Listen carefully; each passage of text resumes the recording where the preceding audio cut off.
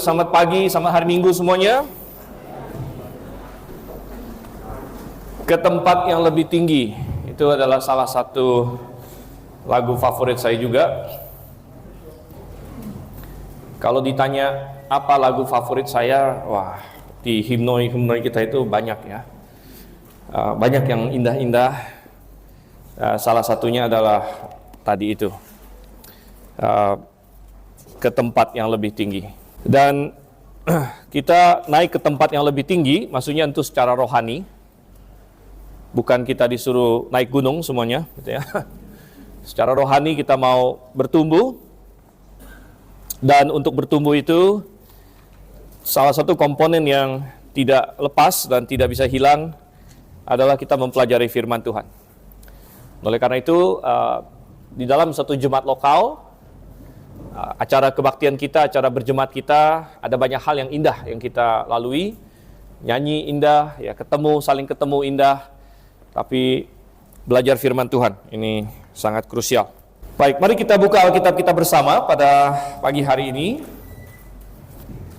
Ke dalam Matius, kita ingin melanjutkan pembelajaran kita dari kitab Matius, dari Injil Matius. Dan kita melihat Matius pasal 21. Dan saya akan ajak kita baca dari ayat 12 sampai dengan ayat yang ke-22. Matius pasal 21 ayatnya yang ke-12 sampai dengan ayat yang ke-22. Kalau sudah dapat, kita akan baca, saya akan bacakan untuk jemaat. Silakan memperhatikan, mengikuti dan mencamkan dengan baik. Demikian bunyi firman Tuhan. Yesus masuk ke bait Allah dan mengusir semua orang yang berjual beli di halaman bait Allah. Ia membalikkan meja-meja penukar uang dan bangku-bangku pedagang merpati. Dan berkata kepada mereka, ada tertulis, rumahku akan disebut rumah doa. Namun kamu menjadikannya sarang penyamun. Datanglah orang-orang buta dan orang-orang lumpuh kepadanya di halaman bait Allah itu, dan mereka disembuhkannya. Ketika imam-imam kepala dan ahli-ahli Taurat melihat mujizat-mujizat yang dibuatnya itu, dan anak-anak yang berseru dalam bait Allah, Hosana bagi anak Daud, marahlah mereka. Mereka berkata kepadanya, engkau dengar apa yang dikatakan anak-anak ini? Kata Yesus kepada mereka, aku dengar. Belum pernahkah kamu baca, dari mulut bayi-bayi dan anak-anak yang menyusu, engkau telah menyediakan puji-pujian? Lalu ia meninggalkan mereka dan pergi keluar kota ke Betania dan bermalam di situ. Pada pagi hari, dalam perjalanannya kembali ke kota, Yesus merasa lapar. Di pinggir jalan ia melihat pohon ara, lalu pergi ke situ. Tetapi ia tidak menemukan apa-apa pada pohon itu selain daun-daun saja. Katanya kepada pohon itu, engkau tidak akan berbuah lagi selama-lamanya. Seketika itu juga keringlah pohon ara itu. Melihat kejadian itu, tercenganglah murid-muridnya, lalu berkata, bagaimana mungkin pohon ara itu sekonyong-konyong menjadi kering? Yesus menjawab mereka, sesungguhnya aku berkata kepadamu, jika kamu percaya dan tidak bimbang, kamu bukan saja dapat melakukan apa yang kulakukan terhadap pohon ara itu, tetapi juga jika kamu berkata kepada gunung ini, terangkat dan terbuanglah ke dalam laut, hal itu akan terjadi. Jika kamu percaya, apa saja yang kamu minta dalam doa, kamu akan menerimanya. Oke, mari kita bersatu dalam doa, kita minta tuntunan dan hikmat dari Tuhan. Ya Bapa yang di surga, dengan penuh sukacita kami telah datang, dan saat ini kami memohon kepadamu, karena kami setelah bernyanyi, setelah saling berjumpa satu dengan yang lain, saling menyalami, kami rindu untuk duduk di bawah kaki firman-Mu untuk belajar, dan kami mohon Roh Kudus yang tinggal di dalam hati setiap orang percaya untuk menerangi akal budi kami, menuntun kami kepada kebenaran, menuntun kami kepada pelajaran dan prinsip-prinsip yang harus kami camkan, harus kami tarik, harus kami lakukan dalam kehidupan kami ini ketika kami melihat apa yang Tuhan kami Yesus Kristus lakukan hampir 2000 tahun yang lalu. Pimpin kami Tuhan, sekali lagi mohon kami berdoa dalam nama Yesus Kristus. Amin. Ya Bapak Ibu saudara kasih Tuhan, perikop yang kita baca ini tentu saja menyambung yang di atasnya yang sudah kita bahas beberapa minggu yang lalu, yaitu masuknya Tuhan Yesus ke kota Yerusalem dengan menunggang seekor keledai. Dan pada saat itu Tuhan kita datang sebagai raja.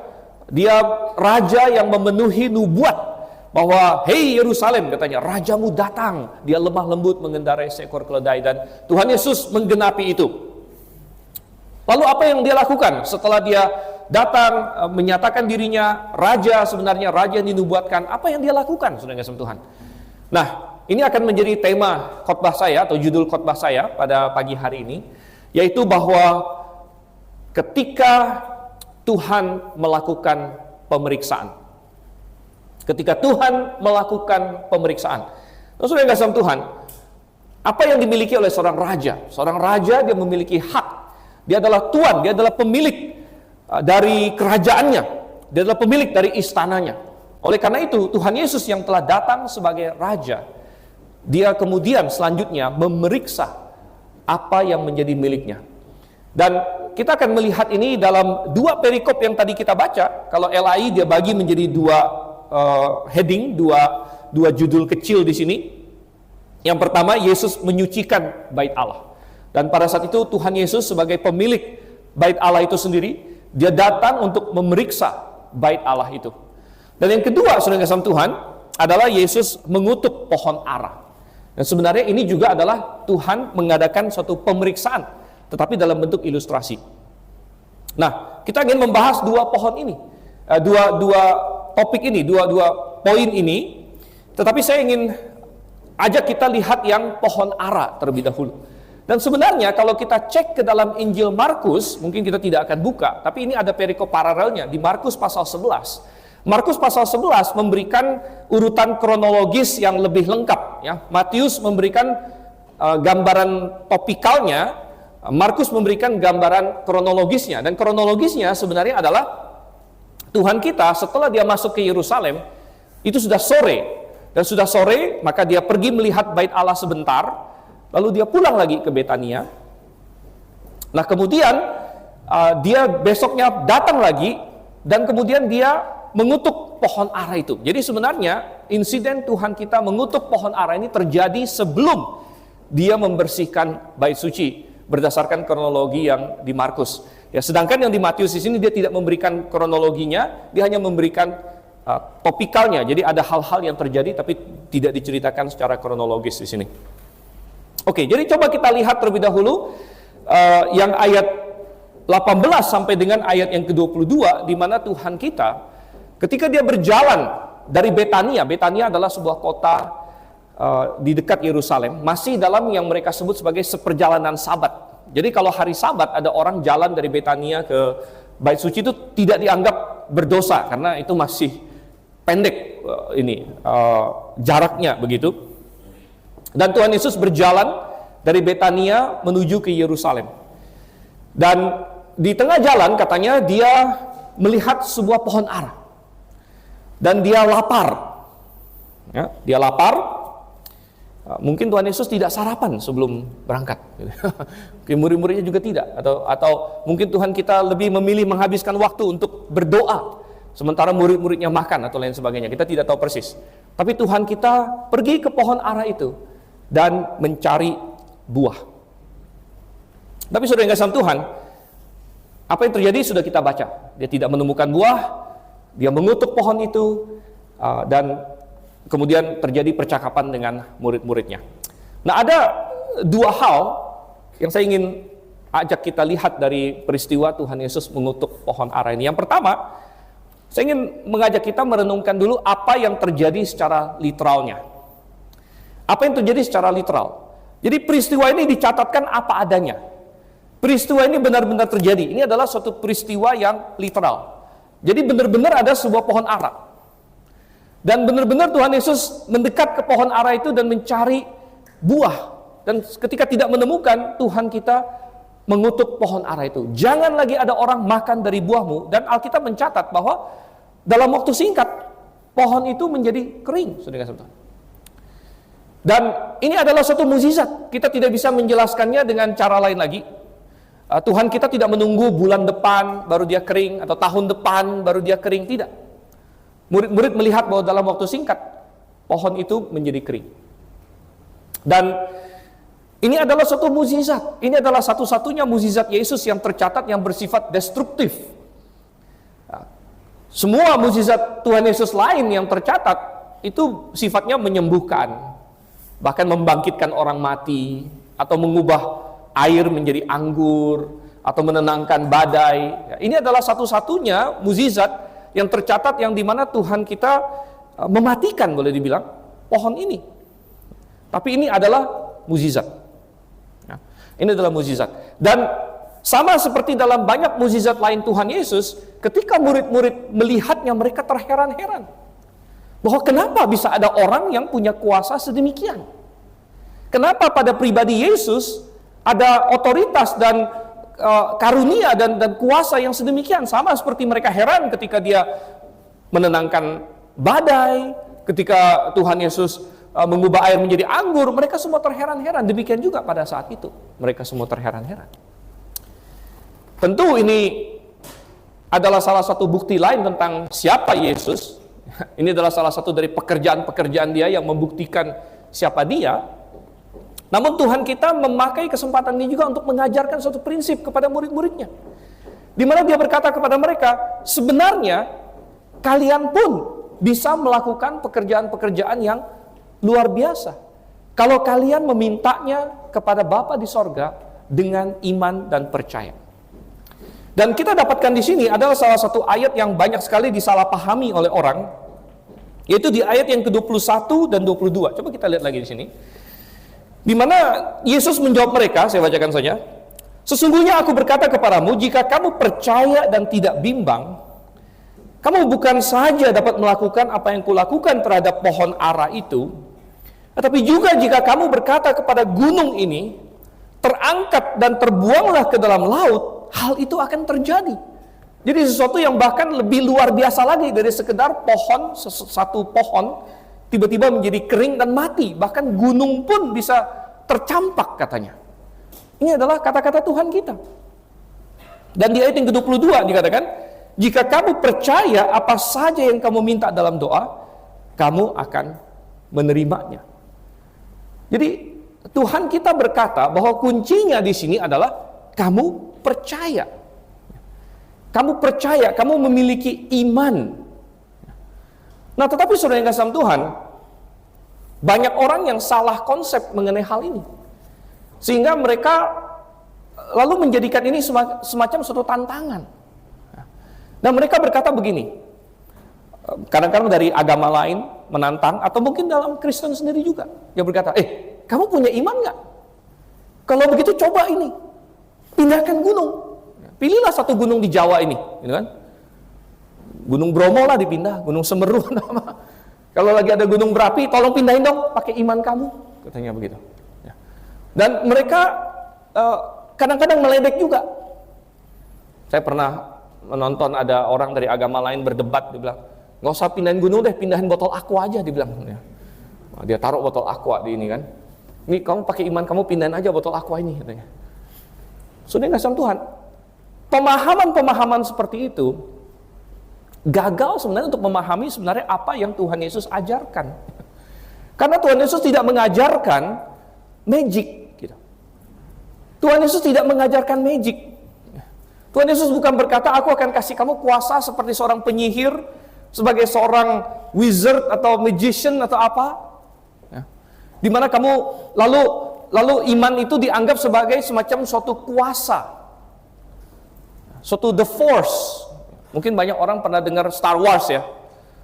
Mereka punya konsep apa? The Force katanya. Wah, jadi alam semesta ini ada kuasa. Jadi kalau saya in tune dengan kuasa tersebut, jadi bisa ada syung gitu kan. Kalau saya in tune dengan kuasa tersebut, maka saya bisa menggerakkan kuasa tersebut sesuai dengan keinginan saya. Itu adalah konsep dunia, itu adalah magic, saudara. Itu yang Tuhan larang, yaitu kerinduan manusia untuk memanipulasi kuasa. Memanipulasi kuasa, dan kuasa itu sebenarnya siapa? Kalau kita pahami kuasa itu sebenarnya Tuhan. Jadi kecenderungan manusia adalah bagaimana saya bisa memanipulasi Tuhan untuk melakukan kehendak saya. Itu yang manusia inginkan. Gitu. Dan kalau seperti itu, maka itu sama dengan semua agama, semua penyembahan berhala. Betapa banyak orang yang rela mengorbankan darahnya, anaknya bahkan, supaya ke dewa Gunung Kawi atau apa lain sebagainya, supaya dia bisa memanipulasi uang masuk kepada dirinya. Ya. Dan macam-macam lagi yang lain. Itu adalah konsep dunia. Bukan itu yang Tuhan Yesus ajarkan. Bahwa, kalau saya punya iman, jadi iman itu dianggap semacam magic itu. Iman itu dianggap semacam the force itu. Ya. Bahwa kalau saya punya iman, berarti saya bisa memanipulasi Tuhan. Salah, saudara kasih Tuhan. Iman itu bukan untuk memanipulasi Tuhan. Iman itu justru sebaliknya. Iman itu adalah percaya kepada Tuhan. Iman itu adalah ketundukan kepada Tuhan. Apa artinya iman? Apa artinya percaya? Percaya itu berarti menerima dan mengiyakan dan mengaminkan dan mengokohkan. Sebenarnya kata percaya di dalam bahasa Ibrani itu adalah akar kata kita amin sebenarnya. Tapi dalam bahasa Ibrani dia istilahnya itu pakai bentuk hifil, dia menjadi he amin. Dan arti literalnya adalah mengokohkan. Mengokohkan sesuatu. Dan ibaratnya itu seperti misalnya ada satu jurang di sini. Lalu ada orang bikin jembatan, entah jembatan yang bagus, entah jembatan kayu atau lain sebagainya. Dan orang itu bilang, saya sudah bikin jembatan, silahkan lewat. Dan dia bilang, kamu percaya tidak sama saya? Gitu. Bahwa saya sudah membuat jembatan yang kokoh. Gitu. Dan kalau kita percaya, maka kita mengokohkan. Bahwa ketika saya menapak di sini, saya tidak akan jatuh. Saya mengokohkan. Ini adalah akar kata Ibraninya. Dari percaya. Ketika kita mempercayai sesuatu, kita menyatakan ini sesuatu yang kokoh, yang saya bisa berdiri di atasnya, yang saya tidak akan jatuh kalau saya berada padanya.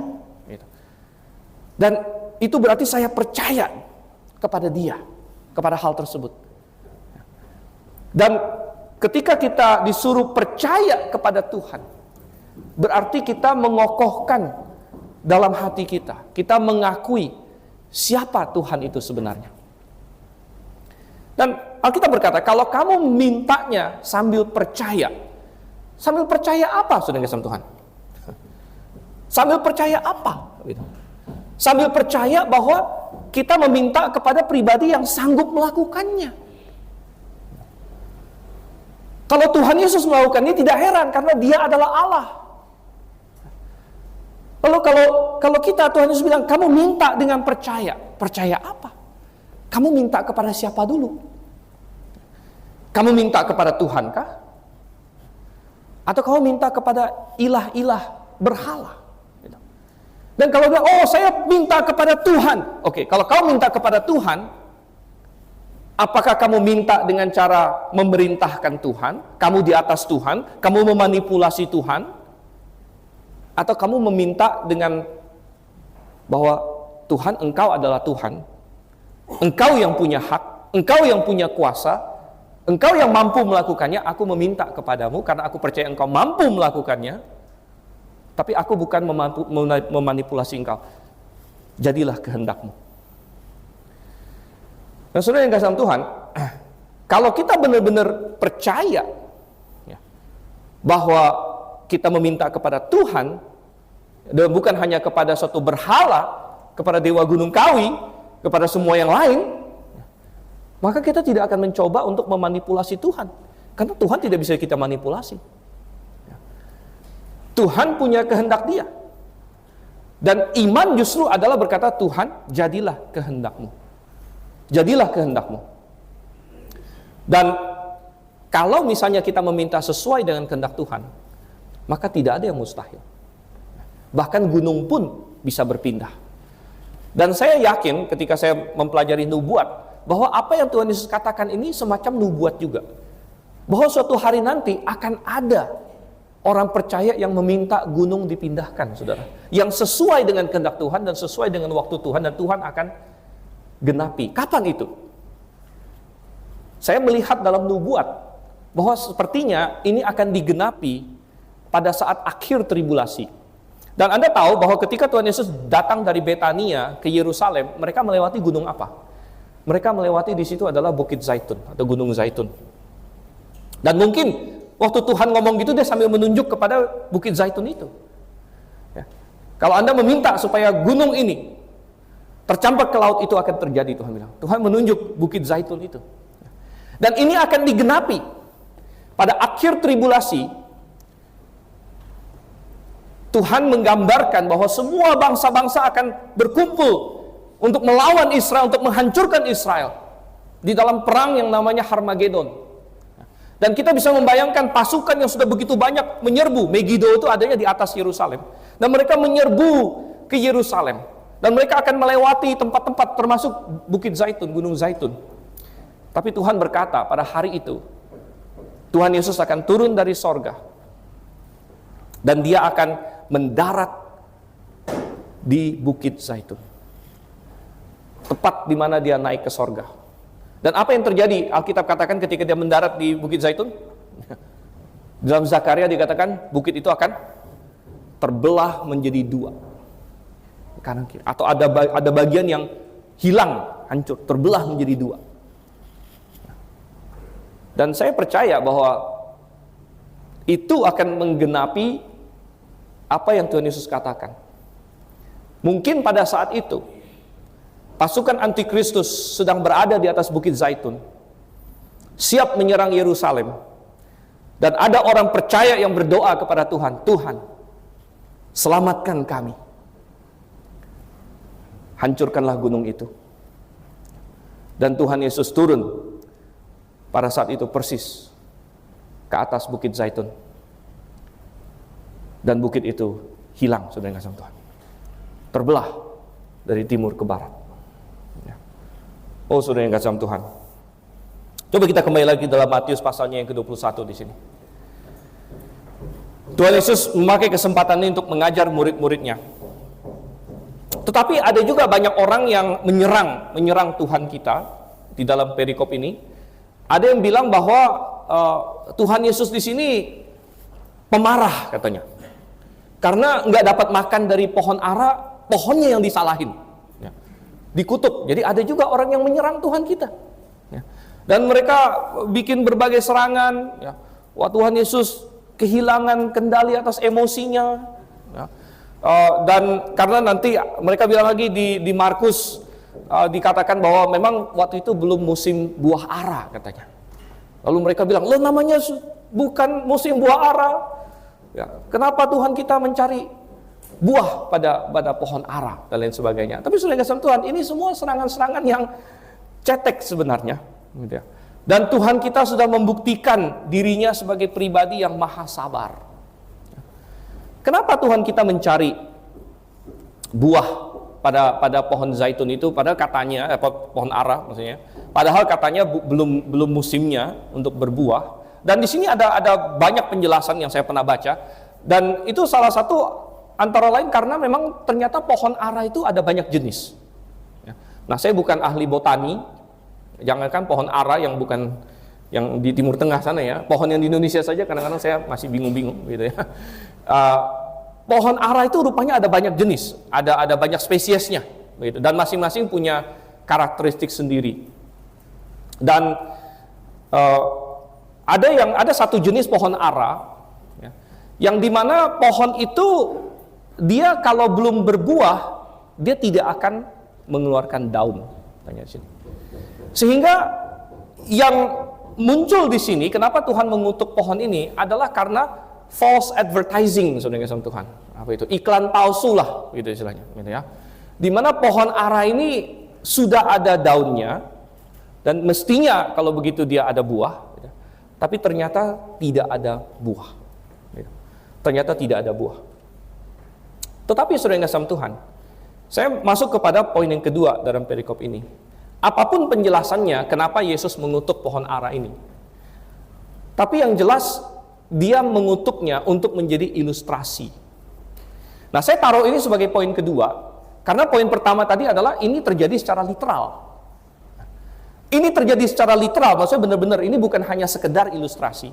Tapi poin kedua adalah ini juga dipakai sebagai ilustrasi. Jadi sesuatu yang terjadi secara literal, lalu dipakai untuk menjadi ilustrasi. Dan Tuhan Yesus ingin mengilustrasikan sesuatu ketika dia mengutuk pohon ini. Dan kalau ada yang bilang, kenapa untuk bikin ilustrasi saja harus ada pohon yang dimatikan? Loh, saudara yang kasih Tuhan, nggak masalah. Justru Tuhan punya hak untuk melakukan ini. Begitu banyak orang mematikan pohon untuk macam-macam. Orang di Eropa dan di Amerika, 1 tahun itu bisa tebang berapa puluh ribu pohon hanya untuk dibikin hiasan pohon Natal misalnya. Nah, kenapa itu dianggap boleh? Gitu kan? Sedangkan Tuhan kita mematikan satu pohon untuk membuat satu ilustrasi dianggap tidak boleh. Nah, Tuhan kita memakai pohon ini untuk menjadi ilustrasi. Ilustrasi apa?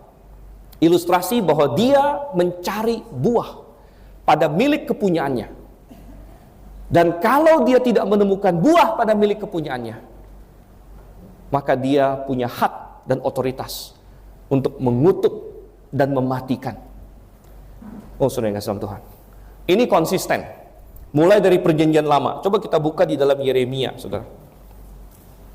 Kita buka Yeremia pasalnya yang ke-8. Yeremia pasal 8 ayatnya yang ke-13. Israel sebagai milik Tuhan, Israel sebagai milik Tuhan itu sering diibaratkan suatu tanaman yang Tuhan pelihara. Kadang-kadang Tuhan memakai gambaran Israel itu pokok anggur. Tapi Tuhan juga memakai ilustrasi Israel itu pohon ara. Anda lihat Yeremia pasal 8 ayat yang ke-13. Nah, di sini mirip, di mana Tuhan berkata, aku mau memungut hasil mereka. Demikianlah firman Tuhan, maksudnya Israel. Aku mau memungut hasil mereka, demikianlah firman Tuhan. Tapi tidak ada buah anggur pada pokok anggur. Jadi ilustrasinya buah anggur. Kemudian tidak ada buah ara pada pohon ara. Ya, jadi baik anggur maupun ara dipakai oleh Tuhan untuk menggambarkan umatnya di sini. Dan daun-daunan sudah layu. Sebab itu apa yang kuberikan kepada mereka akan lenyap dari mereka. Tuhan berkata, aku menantikan suatu hasil. Aku menuntut bahwa pohon yang telah kupelihara ini harus memberikan buah. Dan kalau tidak, akan ada konsekuensinya. Kita lihat lagi di dalam perjanjian baru. Kita buka Matius pasal 3. Saudara, pendahulu Tuhan Yesus, pembuka jalannya, Yohanes Pembaptis, sudah memberikan peringatan yang sama. Bahkan sebelum dia membaptis Tuhan kita. Dalam Matius pasal 3, ayatnya yang ke-10. Dikatakan di sini. Matius pasal 3 ayat 10. Kapak sudah tersedia pada akar pohon, dan setiap pohon yang tidak menghasilkan buah yang baik akan ditebang dan dibuang ke dalam api. Banyak di sini. Coba kita buka lagi Lukas pasalnya yang ke-13. Di sini Tuhan Yesus memberikan suatu perumpamaan. Saya akan bacakan Lukas pasal 13 ayat 6 sampai dengan ayat yang ke-9. Lukas 13 ayat 6 sampai dengan yang ke-9. Kemudian Yesus menyampaikan perumpamaan ini. Seseorang mempunyai pohon ara yang ditanam di kebun anggurnya. Dan ia datang untuk mencari buah pada pohon itu, tetapi tidak menemukannya. Ingat ini perumpamaannya. Tapi mirip kan dengan apa yang terjadi pada Tuhan Yesus tadi. Lalu ia berkata kepada pekerja buah anggur itu, lihatlah, sudah 3 tahun aku datang mencari buah pada pohon ara ini dan aku tidak menemukannya. Tebanglah pohon ini. Untuk apa ia hidup di tanah ini dengan sia-sia? Jawab orang itu, Tuhan, biarkan dia tumbuh tahun ini lagi. Aku akan mencangkul tanah sekelilingnya dan memberi pupuk kepadanya. Mungkin tahun depan ia berbuah. Jika tidak, tebanglah dia. Saudara, ini adalah perumpamaan yang sangat jelas dan sangat menarik, dan ada hubungannya dengan Tuhan Yesus mengutuk pohon ara. Tuhan Yesus sedang bicara mengenai Israel. Bukan kebetulan Tuhan bilang, aku sudah datang berapa tahun katanya? Tadi di perumpamaannya 3 tahun. Kenapa Tuhan pilih 3 tahun? Karena dia sudah melayani Israel selama 3 tahun. Tuhan kita berkata, aku sudah datang 3 tahun, aku mencari buahnya, tetapi aku tidak mendapat. Israel tidak bertobat. Sekalipun Tuhan sudah menunjukkan siapa dia, sekalipun Tuhan sudah melakukan pekerjaan demi pekerjaan yang membuktikan dia adalah Mesias, dan ada sebagian orang Israel yang memang sudah percaya, yang akhirnya menjadi murid-muridnya. Tetapi kebanyakan bangsa itu, pemimpin-pemimpin rohani mereka, para imam-imam kepala, ahli-ahli Taurat dan lain sebagainya, menolak Yesus karena dengki, karena ada kepentingan mereka. Bahkan ketika Tuhan mengadakan suatu mukjizat yang luar biasa, mereka berkata, dengan kuasa Beelzebub dia mengusir setan. Ketika Tuhan Yesus membangkitkan Lazarus dari orang mati, mereka bukan tersungkur dan berkata, oh Tuhan, mereka malah berkata, mari kita bunuh Lazarus supaya orang tidak percaya kepadanya. Tuhan bilang, aku mencari buah, tapi aku tidak mendapat. Tebang pohon ini. Lalu ada seorang pekerja yang bilang apa? Tuhan, tahan dulu. Biar aku cangkul lagi 1 tahun, aku kasih pupuk lagi, siapa tahu dia kasih ada buah. Dan kalau tidak, tebang dia. Ini memberitahukan apa, saudara kasih Tuhan? Tuhan kasih last chance kepada Israel. Sebenarnya ketika Israel menyalibkan Tuhan Yesus, mereka sudah melakukan suatu kesalahan yang besar sekali. Tapi Tuhan masih kasih satu kesempatan terakhir, yaitu pada hari Pentakosta. Setelah Yesus bangkit, ini kan bukti yang lebih besar lagi.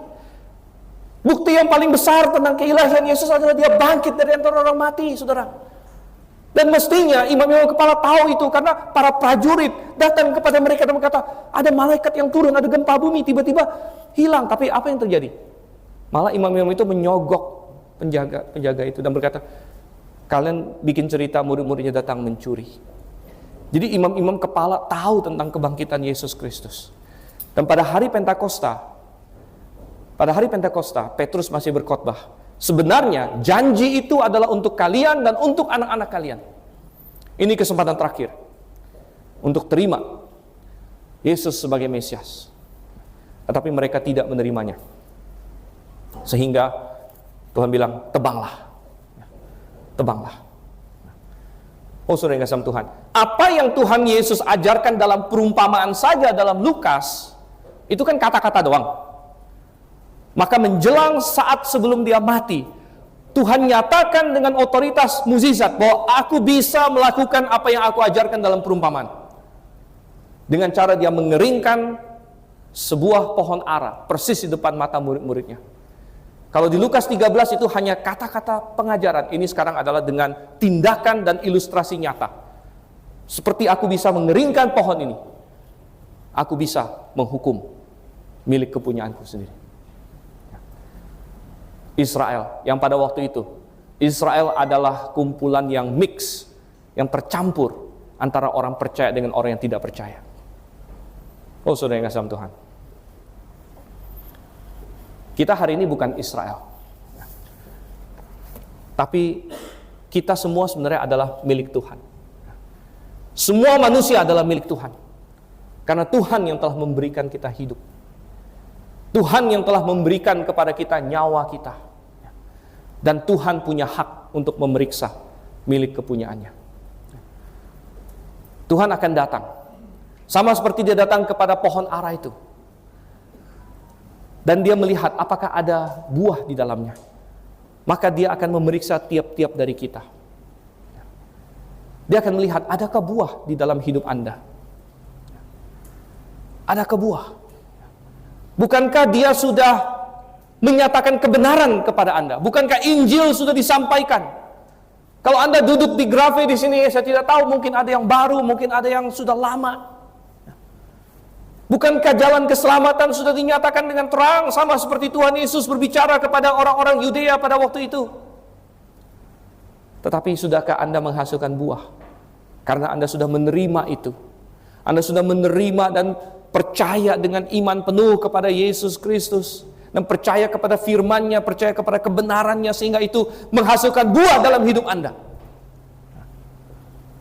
Dan itu muncul dalam keputusan Anda, muncul dalam tindakan Anda, suatu hidup yang berubah, suatu perspektif yang berbeda. Dan Tuhan mencari buah.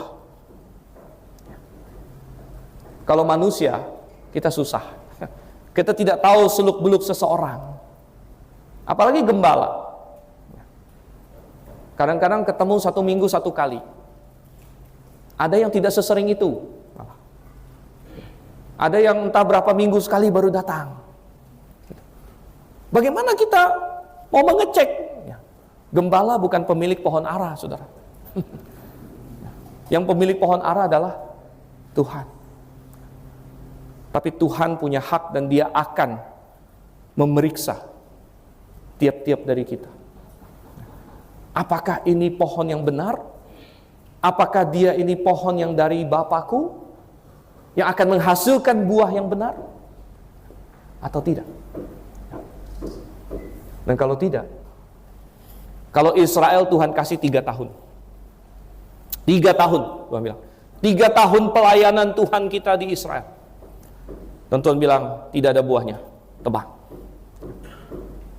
Maka kita tidak tahu, masing-masing dari kita diberikan kesempatan berapa banyak.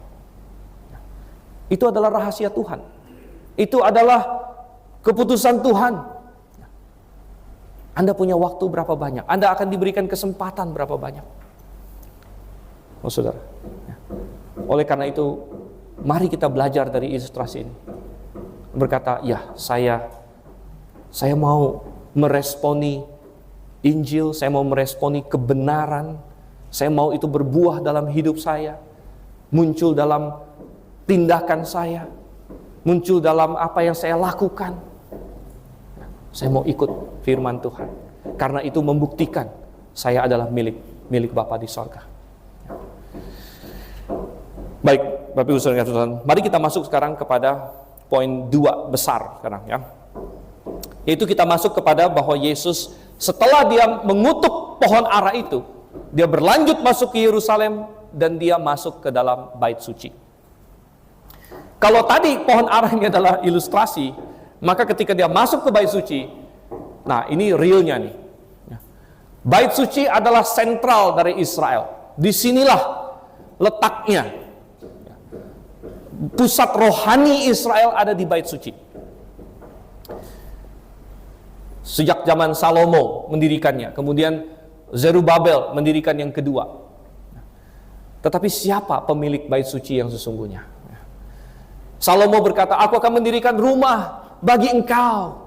Tetapi apakah engkau hidup tinggal di rumah yang dibuat manusia? Tidak. Langit pun tidak bisa memuat engkau. Jadi rumah ini akan disebut atas namamu. Salomo berdoa seperti itu. Jadi rumah ini adalah milik Tuhan sebenarnya. Oh, para imam berpikir mereka adalah pemilik dari bait suci.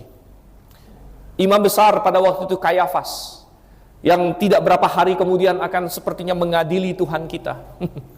Dia berpikir dia adalah imam besar, dia tidak tahu.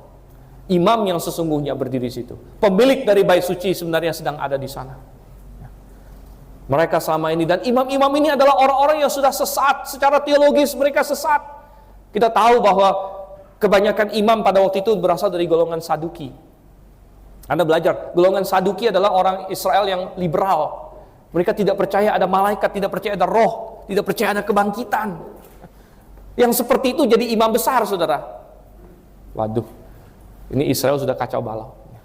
Bayangkan kalau misalnya suatu hari berdiri di mimbar Grafe seseorang yang menjadi gembala sidang. Saya nggak tahu lah berapa puluh ratus tahun kemudian, ya moga-moga saya nggak pernah melihatnya, gitu ya. Misalnya berdiri di atas mimbar Grafe seorang jadi gembala sidang, tidak percaya Yesus itu Tuhan, misalnya. Tidak percaya ada kebangkitan, tidak percaya Alkitab itu firman Tuhan dan lain sebagainya. Wah, kita bilang, kalau gembalanya Yesus seperti itu, jemaatnya seperti apa kira-kira? Dan imam-imam pada waktu itu adalah kelompok yang sudah sesat secara teologis. Tapi mereka mengontrol bait suci. Tuhan datang untuk memeriksanya. Tuhan sebagai pemilik sejati datang. Dan apa yang dia temukan? Dia menemukan bahwa ternyata di bait suci itu ada penjual-penjual merpati, ada tukar uang. Nah, saya perlu jelaskan sedikit apa maksudnya itu. Bait suci pada waktu itu ada banyak ininya. Bait suci itu dibuat eksklusif. Jadi ada banyak gerbangnya, ada banyak lapangan. Masing-masing semakin eksklusif. Bait sucinya sendiri itu adalah 20 hasta kali 60 hasta. Satu bangunan yang megah. dan hanya imam yang boleh masuk ke sana. Itu pun dibagi dua, saudara kasih Tuhan. Dibagi dua, 2/3 depan.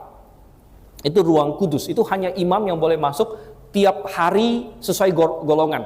Ada undinya, siapa yang masuk giliran. Mereka masuk ke sana untuk ganti roti, kemudian masuk sana untuk kasih bakar dupa. Tapi ada satu tirai di sana memisahkan ruang maha kudus. Nah, ruang maha kudus itu paling eksklusif. Itu hanya imam besar yang boleh masuk 1 tahun 1 kali. Jadi bait suci didesain untuk menunjukkan eksklusivitas. Ruang maha kudus hanya imam besar yang boleh masuk. Ruang kudus hanya imam yang boleh masuk. Kemudian di luar itu ada namanya pelataran Israel. Pelataran Israel ini hanya laki-laki Israel yang boleh masuk. Di situ ada mezbah bakaran. Dan di situ laki-laki Israel boleh masuk membawa korban mereka supaya dipersembahkan oleh imam. Di luar itu lagi ada tembok lagi, namanya adalah pelataran perempuan atau lapangan perempuan.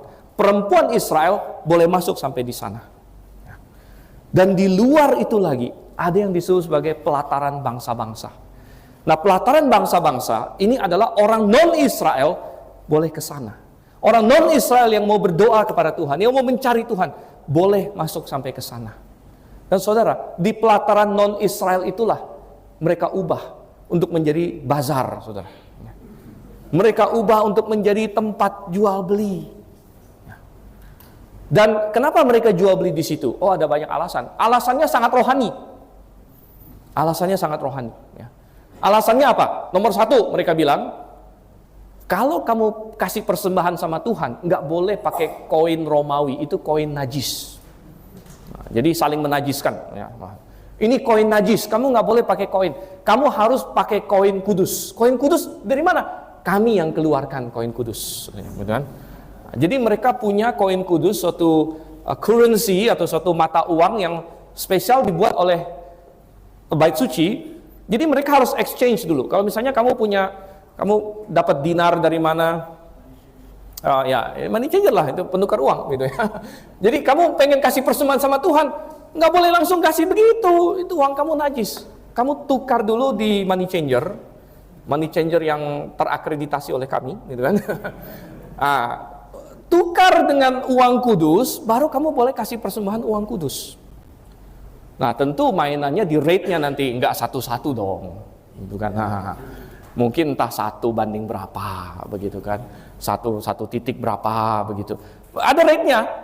Nah, di situ mencari keuntungan mereka. Lalu kedua, penjual binatang. Kenapa ada penjual binatang? Ini untuk orang yang mau kasih korban. Mereka bisa kasih korban domba, bisa kasih korban lembu, bisa kasih korban burung seperti burung merpati dan sebagainya. Tapi setiap persembahan kepada Tuhan itu harus tidak bercacat. Kalau kamu kasih persembahan sama Tuhan domba yang patah kakinya, yang buta, itu menghina Tuhan. Memang nggak boleh dalam hukum Taurat, tidak boleh. Siapa yang punya hak untuk mengecek binatang ini sehat atau tidak sehat, sempurna atau tidak sempurna? Imam. Imam yang mengecek, oh ini binatang ini lolos, boleh dipersembahkan pada Tuhan. Lalu para imam membuat suatu skema. Daripada kamu susah-susah bawa domba kamu jauh-jauh, tahu-tahu di depan kami ternyata tidak lolos periksa. Mendingan beli domba yang sudah terakreditasi juga, begitu ya. Beli domba yang sudah kami pastikan. Dan tentunya domba ini sedikit lebih mahal daripada domba-domba biasa, gitu kan. Karena ini domba yang sudah priest approve, ya, sudah di stempel oke sama imamnya, gitu. Lebih praktis seperti itu. Oh, sudah nggak Tuhan. Jadi mereka menjadikan pelataran bangsa-bangsa itu ajang mereka untuk mencari uang, untuk berbisnis. Prinsipnya benar bahwa harus membawa domba yang sehat, yang sempurna, itu tidak salah. Ya, tetapi seperti kadang-kadang bikin SIM, ya, saya bukan di Indonesia lah, di Wakanda misalnya, gitu kan. Bikin SIM itu, ya, memang ada jalur resminya, gitu. Tapi kalau misalnya jalur resminya dibikin susah, ya kan, mungkin kita lebih baik ada jalur yang lain lagi, begitu. Jadi kalau misalnya binatang yang saya bawa sendiri susah tembusnya untuk dinyatakan sempurna, ya, mungkin ada jalur lain lagi, begitu. Dan saudara yang kasih Tuhan, ini adalah taktik mereka. Dan oleh karena semua praktek ini, orang-orang dari bangsa-bangsa lain yang benar-benar mau datang ke bait suci untuk mencari Tuhan, tergeser. Mereka, bangsa-bangsa lain tidak punya tempat lagi, mestinya di pelataran bangsa-bangsa itu. Sehingga Tuhan kita berkata, apa yang dia katakan di sini? Coba perhatikan ayat yang ke-12. Dan berkata kepada mereka, ada tertulis, rumahku akan disebut rumah doa. Ini adalah kutipan dari Yesaya. Markus mencatat kutipan yang lebih lengkap lagi. Sebenarnya kalau kita baca di Yesaya 56 ayat 7-nya, lengkapnya adalah begini, rumahku akan disebut rumah doa untuk segala bangsa atau segala bangsa. Jadi dalam perjanjian lama Tuhan sudah menspesifikasikan bahwa rumah bait suci itu bukan sebenarnya untuk Israel saja, ada porsinya untuk bangsa-bangsa lain. Supaya mereka bisa kenal dengan Tuhan. Tapi ini sudah disalahgunakan. Dan perbuatan mereka menyebabkan kalau ada bangsa-bangsa lain datang pun mereka tidak bisa mendekat. Sehingga apa yang Tuhan lakukan? Tuhan membongkar bangkir. Tuhan katanya di sini, dia membalikkan meja-meja penukar uang dan bangku-bangku pedagang merpati. Saudara, kalau kita cek dengan Injil Yohanes, ternyata ini adalah kedua kali Tuhan Yesus menyucikan bait suci. Nah, banyak orang bingung karena di Yohanes pasal 2, coba ada intip sebentar ya. Yohanes pasal 2, di sini ada juga tercatat Yesus menyucikan bait suci. Tapi banyak orang bertanya-tanya, kenapa sepertinya di Yohanes pasal 2, Tuhan Yesus menyucikan bait suci itu di awal pelayanan dia. Jadi kalau kita baca, ini adalah setelah Tuhan Yesus mengubah air menjadi anggur, itu kan mukjizat pertama dia di Kana di situ. Lalu tidak lama kemudian Tuhan Yesus menyucikan bait suci. Jadi ini kan seolah-olah terjadi di awal pelayanan Tuhan. Sedangkan yang di Matius, Markus, tercatatnya Tuhan Yesus menyucikan bait suci itu tidak lama sebelum dia disalibkan. Jadi di akhir dari pelayanan dia. Nah, jawabannya adalah yang menurut saya paling tepat. Tuhan Yesus membersihkannya 2 kali, saudara-saudara. Satu di awal pelayanannya, satu di akhir pelayanannya. Gitu. Dan kenapa Tuhan Yesus menyucikannya sampai 2 kali? Saya ada membaca suatu penjelasan yang sangat bagus sekali. Dan menurut saya sangat tepat. Karena ini ada hubungannya dengan Imamat pasal 14. Kita nggak akan baca, karena cukup panjang. Nanti Anda di rumah, kalau Anda ingin menggali lebih dalam, Anda baca Imamat pasal 14. Imamat 14 itu tentang apa? Tentang sakit kusta. Lalu dia bilang, apa hubungannya sakit kusta? Dan di situ diatur, kalau ada orang sakit kusta, dia harus panggil imam harus cek segala macam. Tapi pernah nggak Anda baca, bagi yang sudah pernah baca Alkitab 1 kali minimal, ya, pernah nggak Anda baca, Anda heran, di Imamat 14 itu ada katanya kalau rumah kena kusta. Pernah baca? Yang perikop rumah kena kusta itu. Dan saya kadang-kadang bertanya, apakah pernah ada insiden tercatat dalam Alkitab rumah kena kusta? Kayaknya nggak tercatat di mana-mana. Kenapa ada aturan itu gitu? Kalau rumah kena kusta harus panggil imam. Dan aturannya begini, kalau suatu rumah dicurigai kena kusta, suatu kenajisan, pemilik rumah harus panggil imam harus datang. Dia cek yang mana yang kelihatannya nggak benar batunya, kemudian batunya disuruh bongkar. Kemudian dia akan pergi, ya, dan kemudian setelah suatu waktu dia akan datang lagi, ya, dan lihat lagi. Kalau misalnya ada lagi, gitu, berarti muncul lagi, ya, maka seluruh rumah itu harus dibongkar. Dan itu berarti rumah itu najis sepenuhnya, dan itu harus dibuang semuanya. Saudara, tidak ada tercatat dalam Alkitab insiden ini pernah dipraktekkan gitu. Tetapi sepertinya insiden ini bisa diterapkan kepada Tuhan Yesus mengecek rumahnya dia. Rumahnya dia apa? Bait suci. Dan ketika di awal pelayanannya Tuhan kita datang, dia mengecek rumah milik dia. Dan dia dapatkan ternyata ada yang tidak benar, ada yang najis. Ada batu yang nggak benar di sini. Dan dia singkirkan itu pertama kali. Dia bongkar bangkir semuanya. Kemudian Tuhan kita melayani selama 3 tahun. Mencari buah. Ada nggak setelah aku mengajar, setelah aku menyatakan siapa aku, mereka bertobat? Tapi ternyata tidak. Dan pada akhir pelayanannya Tuhan kita mengecek kedua kali rumahnya. Dan ternyata dia dapatkan kenajisan itu masih ada. Dan itu berarti bahwa rumah ini sudah gagal total dan harus dihancurkan. Oleh karena itu, pada Matius pasal 24, nanti kita akan sampai. Ketika murid-muridnya semua berdecak kagum, lihat bangunan ini begitu indah, bait suci ini. Tuhan Yesus sudah memberikan satu perkataan. Akan datang waktunya, tidak akan ada satu batu pun dibiarkan di atas batu yang lain. Ini rumah ini sudah najis, sudah hancur. Dan Tuhan sebagai pemiliknya berkata, aku pindahkan ke yang baru. Yang baru apa? Anda cek lagi dalam Yohanes pasal 2. Waktu Tuhan kita bongkar bangkir semua itu pada awal pelayanannya, imam-imam marah semuanya. Lalu apa yang Tuhan Yesus katakan? Kenapa kamu boleh melakukan seperti ini? Apa tandanya?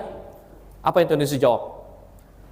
Tandanya adalah robohkan bait ini, dan dalam 3 hari aku akan mendirikannya kembali. Lalu semua orang pada bingung, siapa kamu? Ini perlu 40-an tahun baru selesai, kamu akan bangun dalam 3 hari. Lalu teks memberikan penjelasan. Yang Tuhan Yesus maksudkan dengan bait yang akan dia bangun dalam 3 hari itu apa? Tubuhnya. Dengan kedatangan Tuhan Yesus, dan bait suci itu sudah tidak berfungsi lagi, sudah najis, maka Tuhan berkata, aku pindahkan ke yang baru sekarang. Dan bait yang baru adalah tubuh Yesus Kristus, yang kemudian akan mati dan bangkit kembali setelah 3 hari.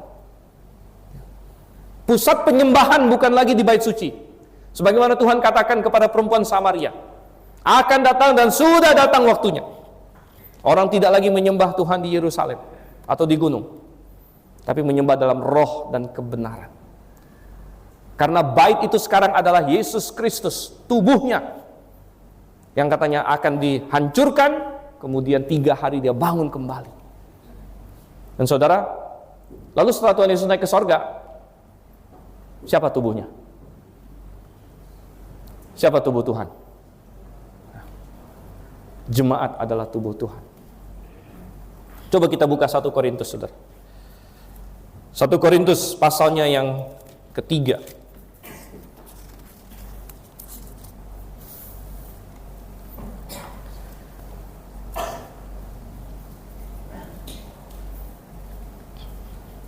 Kita lihat ayat yang ke-16.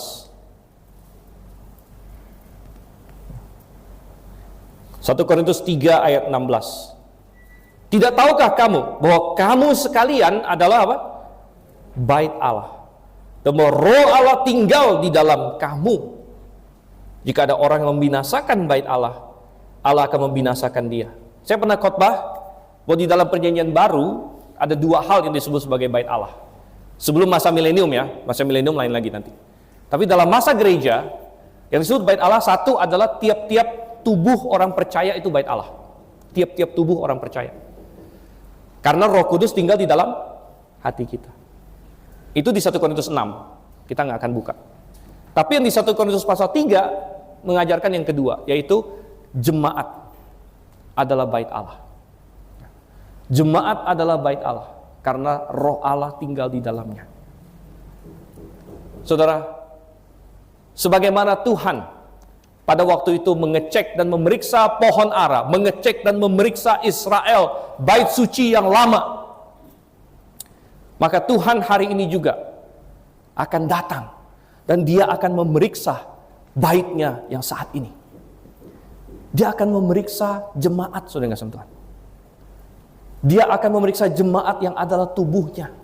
Dia akan melihat apakah di sini ada batu-batu yang tidak pada tempatnya.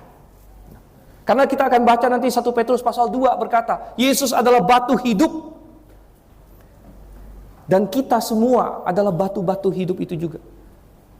Yang untuk membuat suatu imamat yang baru. Dan kalau Tuhan berjalan di tengah-tengah kita pada hari ini, apa yang akan dia temukan? Apakah semua yang hadir di sini adalah orang yang memang miliknya? Ataukah kita hanya duduk-duduk di sini saja? dan tidak pernah menjadi miliknya. Ada banyak jemaat. Tuhan kalau di masa jemaat ini, kalau di masa Bait Allah, Tuhan dirikan satu di Yerusalem. Tapi di masa jemaat Tuhan dirikan banyak. Dan Tuhan bisa periksa satu persatu. Ada jemaat yang sudah kacau, sudah jauh meninggalkan firman Tuhan. Saya dikirimin video segala macam. Ada yang tidak percaya, ada pendeta terkenal tidak percaya Yesus punya pra-eksistensi katanya. Percaya bahwa masuk surga harus sempurna dulu. Macam-macam, terkenal lagi. Kemarin saya sempat naik Grab ke rumah duka karena kena ganjil genap. Kebetulan yang nyetir seorang perempuan. Saya lihat kayaknya orang Kristen nih. Saya langsung masuk Injil. Gereja mana? Oh, gereja itu katanya. Wah. Oh ya. Itu kan terkenal, dia bilang. Tahulah siapa ini. Oh iya. Sebenarnya saya tahu terkenal sesat gitu, tapi saya nggak bilang begitu gitu. Terkenal sesat gitu. Saya coba injilin dia. Terakhir saya bagi traktat-traktat pada dia gitu ya. Dan kalau Tuhan datang kepada semua yang menyebut dirinya sebagai gereja hari ini, eklesia, berapa banyak yang Tuhan akan temukan? Wah, ini sudah najis. Ini sudah mengajarkan hal yang jauh dari firman-Ku. Ini sudah mengajarkan bukan lagi cara orang masuk sorga, tapi Injil yang lain yang akan membawa orang masuk neraka. Dan kalau kita bergabung di dalamnya, maka kita akan ikut kena murka. Oleh karena itu begitu penting untuk berada di jemaat yang benar. Karena Tuhan akan memeriksa. Tuhan akan datang. Oleh karena itu jemaat juga perlu mengenal doktrin, saudara. Perlu mengenal doktrin, perlu tahu. Banyak orang berkata begini, tapi kan bagaimana saya nggak ditipu ya? Saya kan nggak tahu apa-apa, kan pendetanya yang ngomong begini. Lah itulah masalahnya, kamu tidak tahu apa-apa kalau begitu. Bukan itu maunya Tuhan. Tuhan mau dalam perjanjian baru itu imamat yang rajani. Bukan lagi saya awam, dia imamnya. Saya cuma dicucuk hidung saja, tidak. Tuhan mau setiap orang percaya bertumbuh. Makanya tadi salah satu lagu favorit saya adalah ke tempat yang lebih tinggi.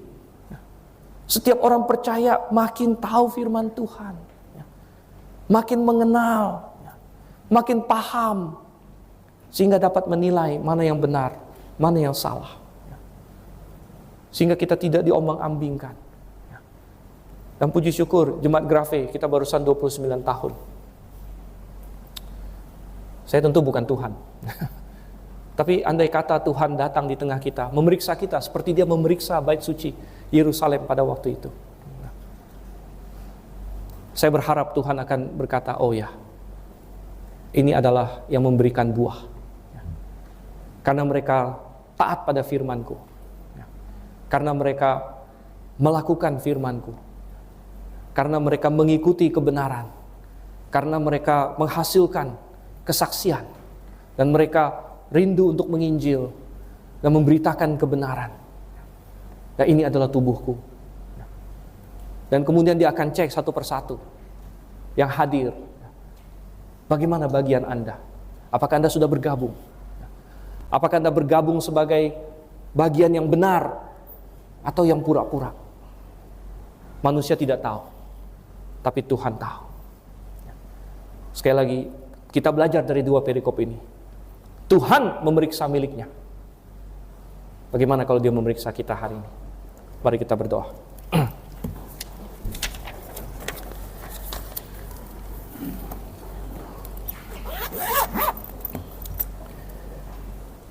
Bapa di surga, Engkau sungguh adalah Tuhan yang berotoritas, berkuasa. Dan Engkau punya hak untuk memeriksa Israel pada waktu itu. Engkau punya hak untuk mengeringkan pohon ara yang adalah ciptaan-Mu. Engkau punya otoritas itu. Dan ketika Israel tidak menghasilkan buah, Engkau menebangnya. Tuhan, kami sekarang adalah umat kepunyaan-Mu. Apalagi jemaat di tempat ini. Secara jemaat kami milik-Mu, sebagai pribadi kami adalah milik-Mu. Dan Engkau akan mengecek, baik secara pribadi, satu lepas satu, maupun secara jemaat. Tuhan, kami berharap bahwa Engkau berkenan kepada kami. Oleh karena itu, bantu kami untuk melakukan kehendak-Mu, untuk membuat keputusan yang Engkau inginkan, untuk setia kepadamu, untuk berpegang kepada kebenaran-Mu, untuk terus bersaksi bagi Engkau. Kami berdoa Tuhan dalam nama Yesus Kristus. Amin.